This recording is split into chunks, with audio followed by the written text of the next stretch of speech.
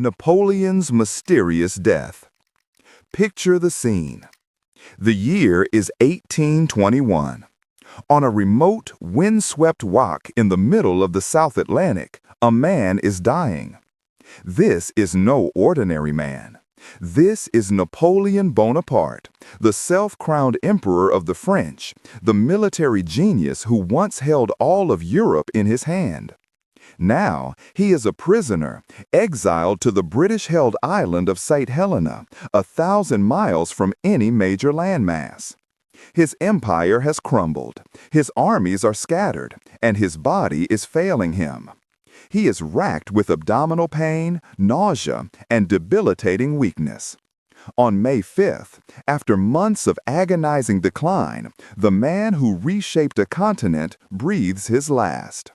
The official cause of death, recorded by his physician, Dr. Francois Antomarchi, after a contentious autopsy, was stomach cancer.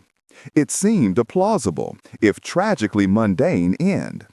After all, Napoleon's own father, Carlo Bonaparte, had succumbed to the very same disease. Case closed. History moves on. But with a figure as monumental and controversial as Napoleon, the story is never that simple. The ink on the death certificate was barely dry before the whispers began. Cancer? Or was it something more sinister? For 2 centuries, a dark cloud of suspicion has hung over Napoleon's final days. The theory of deliberate poisoning has been a persistent and compelling alternative to the official narrative. And why not? The man had no shortage of enemies. The restored Bourbon monarchy in France had every reason to want him permanently silenced, to prevent any possibility of a second daring escape like the one from Elba. His British captors, led by the rigid and paranoid governor of St. Helena, Sir Hudson Lowe, were obsessed with security and viewed Napoleon with deep suspicion. Could they have orchestrated a slow, methodical execution to rid themselves of their troublesome charge? Supporters of this theory point to the memoirs of those who were with Napoleon in his final days. His valet, Louis Marchand, and General Montholon, one of his loyal companions in exile, both recorded their suspicions of foul play. They described symptoms that to them screamed of poison. They noted the political tensions, the oppressive atmosphere, and the constant surveillance. They believed the emperor was being murdered, slowly and deliberately. This belief was so strong that it fueled decades of debate. When Napoleon's body was exhumed in 1840 to be returned to France, observers were stunned. His corpse was found to be in an astonishing state of preservation. To the poison theorists, this was the smoking gun. Arsenic, a well-known poison of the era, was also known to be a powerful preservative. It inhibits bacterial decay, and a body riddled with arsenic could indeed remain eerily intact for years. This observation reignited the controversy, transforming it from mere palace gossip into a subject of serious historical inquiry. Fast forward to the 20th century, and science finally enters the fray. In the 1960s, a Swedish dentist and amateur toxicologist named Sten Forsefud obtained a preserved lock of Napoleon's hair. Using a new and highly sensitive technique called neutron activation analysis, he found something shocking. The hair contained levels of arsenic far, far higher than the normal amount. Subsequent tests on other authenticated hair samples, conducted by laboratories around the world, confirmed these findings. The arsenic was real. The poison theory, it seemed, was no longer a theory. But this scientific confirmation only deepened the mystery. Who administered the poison? Was it an agent of the British government? A French royalist assassin hiding among his staff? The debate raged, with complex chronologies of poison administration being proposed based on when Napoleon's symptoms flared up. The problem was the evidence was circumstantial. There was no confession, no damning letter, no definitive proof of a human plot. The presence of arsenic proved poisoning, but it didn't identify the poisoner. And so, the mystery remained locked in a stalemate between the official cause of death and a shadowy assassination plot. But what if both were wrong? What if the truth was infinitely stranger, more insidious, and hiding in plain sight? What if the poison wasn't administered in his food or his wine by a human hand, but was instead being breathed in day after day, emanating from the very walls of his prison? The focus of the investigation began to shift from the assassin's vial to a seemingly innocent everyday object, the vibrant, beautiful, and deceptively deadly green wallpaper that adorned the rooms of Longwood House, Napoleon's final residence. This new theory proposed that the emperor wasn't murdered by his enemies, but was the accidental victim of a deadly secret held by the very color of his world. A secret that was about to be unraveled by science. Block 2. The deadly green wallpaper. To understand this incredible theory, we have to travel back to the 19th century, an era of explosive industrial growth and scientific discovery, but also one of profound ignorance about the dangers of new chemicals. In 1775, a Swedish chemist named Carl Wilhelm Scheele, a man responsible for discovering numerous chemical elements, synthesized a brilliant new pigment. It was a stunning, vibrant green, more vivid and durable than any green that had come before it. It was an instant sensation. This color, which came to be known as Scheele's green, was cheap to produce and took the world by storm. It became the must-have color for high fashion, adorning the dresses of society ladies and the uniforms of soldiers. It was used in paint, children's toys, artificial flowers, and even to color the wax of candles. But its most popular application was in wallpaper. For the first time, ordinary homes could be filled with the lush, verdant color of nature. Intricate patterns of green leaves, vines, and flowers covered the walls of parlors and bedrooms across Europe. And Longwood House, Napoleon's residence on St. Helena, was no exception. His private rooms were decorated with wallpaper featuring this very popular, very fashionable, and very beautiful green. There was just one tiny problem. Scheele's green was made from a chemical compound called copper arsenite. It was absolutely loaded with arsenic. Arsenic, of course, is a notoriously potent poison.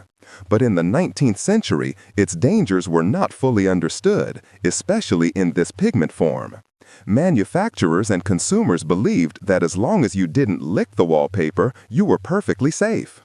They were tragically mistaken. The danger wasn't in eating the arsenic, but in breathing it. And for that to happen, you needed a catalyst. You needed the perfect storm of environmental conditions, and there was perhaps no better place on Earth to find them than on the island of St. Helena. St. Helena is a volcanic island known for its subtropical climate. It is notoriously damp, frequently shrouded in fog, and subject to heavy rainfall. Longwood House itself was far from a palace. It was a hastily converted farmhouse, known to be poorly ventilated, drafty, and perpetually moist. Accounts from Napoleon's staff describe a constant battle against dampness, with clothes feeling clammy, leather goods growing mold, and a general feeling of being enclosed in a humid, musty environment. This pervasive moisture was the key. It created the perfect breeding ground for mold. On the walls of Longwood House, on the paper and the paste behind it, colonies of common household mold began to thrive in the damp. And this is where the deadly chemistry begins. A specific type of mold, when it grows on a surface containing arsenic, can do something extraordinary through a process called biomethylation. In essence, the mold ingests the arsenic compound as part of its metabolic process. It then converts the solid stable copper arsenite into a volatile organo-arsenic gas. This invisible, odorless gas is called trimethylarsine. As the mold flourished on Napoleon's green wallpaper, it would have continuously released this highly toxic gas into the air of his confined rooms. Every day, every night, as he ate, slept, and paced his study, Napoleon would have been inhaling a steady, low-level dose of aerosolized arsenic. This wasn't the acute, high-dose poisoning of an assassin's plot, which would have caused violent, immediate symptoms. This was chronic arsenic poisoning, a slow, insidious accumulation of the toxin in his body over months or even years. The symptoms of chronic arsenic exposure are notoriously vague and can mimic other illnesses. They include nausea, stomach pain, weakness, headaches, and hair loss. A near-perfect match for the ailments Napoleon complained of during his final decline. The theory was elegant and terrifying. The very walls of his prison, decorated to provide some small comfort, were slowly and silently killing him. The initial hair analysis that found high levels of arsenic suddenly had a plausible, non-human explanation. The poisoner wasn't a person. It was a chemical reaction triggered by the climate and the very decor of his home. Block 3. Science versus history. Verdict. With a compelling scientific mechanism in place, the arsenic wallpaper theory gained significant traction. It seemed to perfectly explain the high levels of arsenic found in Napoleon's hair without needing to invoke a shadowy conspiracy. The case seemed strong. A popular, arsenic-laden wallpaper, a notoriously damp environment perfect for mold, and a chemical process that releases a toxic gas, all leading to symptoms consistent with chronic poisoning. To settle the matter, modern science deployed its most advanced forensic tools. Researchers revisited the hair samples, but this time with a more sophisticated approach. Using a technique called segmental analysis, scientists could test a hair strand along its entire length.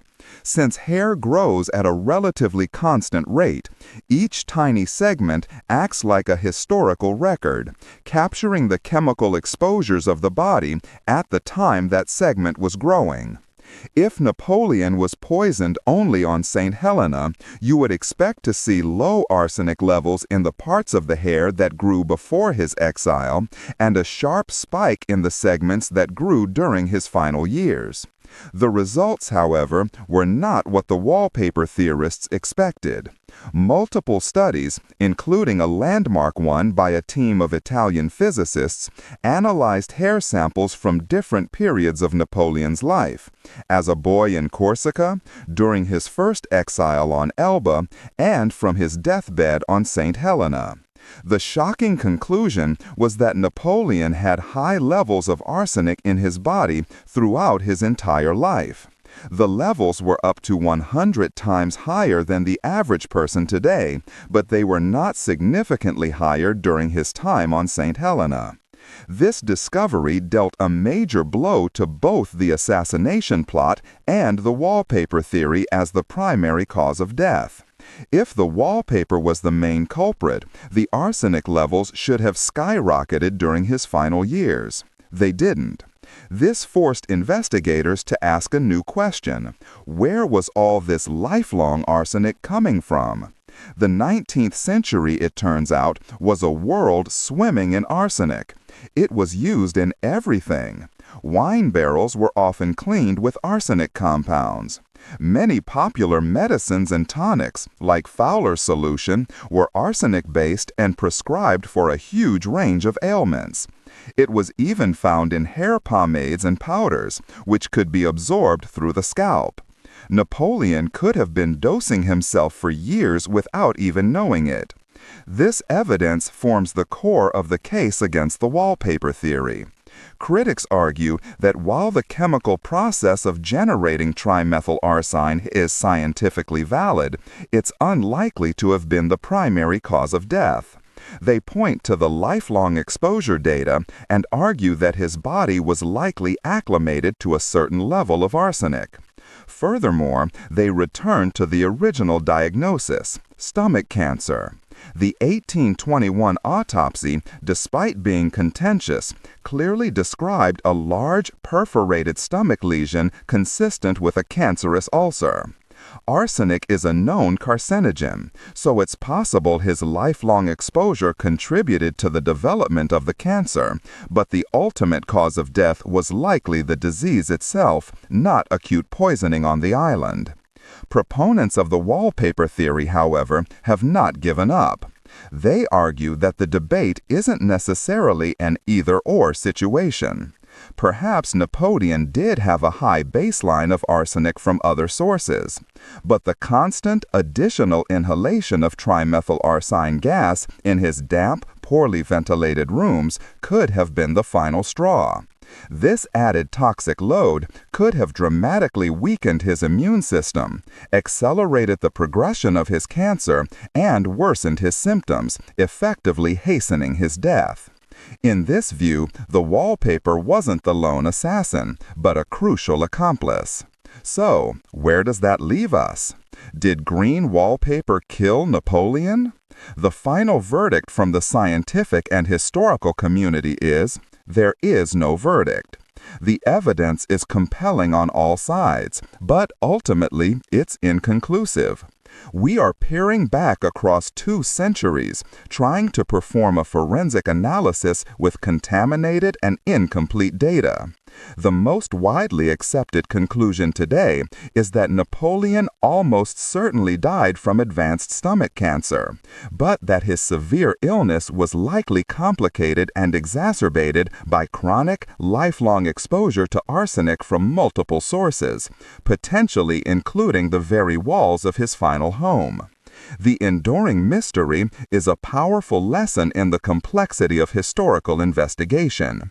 It shows how science can both illuminate and complicate the past, and reminds us that sometimes the most dangerous threats are not the obvious ones, but the silent, hidden dangers in our everyday environment.